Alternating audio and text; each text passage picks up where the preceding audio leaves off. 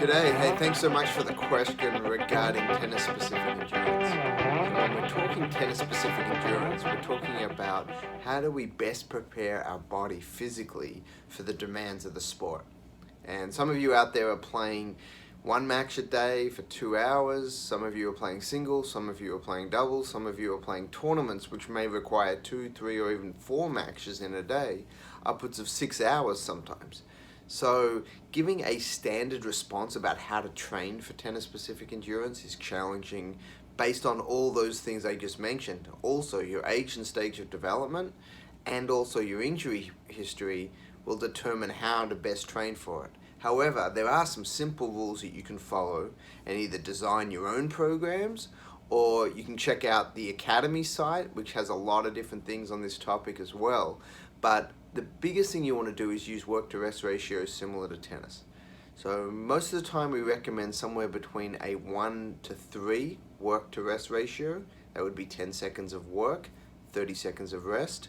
And if you're working with most environments, that's a good starting point. Sometimes you may even do a 1 to 2 work to rest ratio. That would be 10 seconds of work, 20 seconds of rest.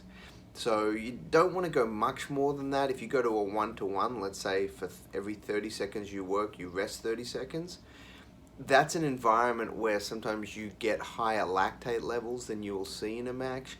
You will get a physiological response which you can't maintain for very long. So like a 10, 15, 20-minute workout is kind of usually what is done in those environments. And it's not bad. It develops some physiological adaptation. It develops cardiovascular health. There's many benefits to a 1-to-1 work-to-rest ratio, but we don't really utilize those to try to get you ready for tennis play, because tennis is actually a lot more rest, not as much work. But when the work happens, it's at a higher intensity.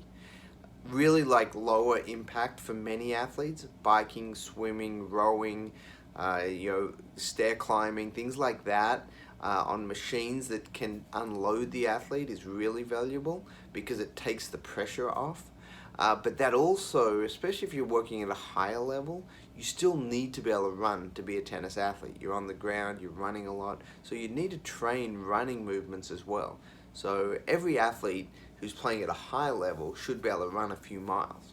That's not necessarily tennis-specific training, it's general athletic training. And you need to be able to do that if you want to compete at a higher level. So hopefully here was a couple tips that you can take away and potentially utilize while you're designing your tennis-specific endurance program.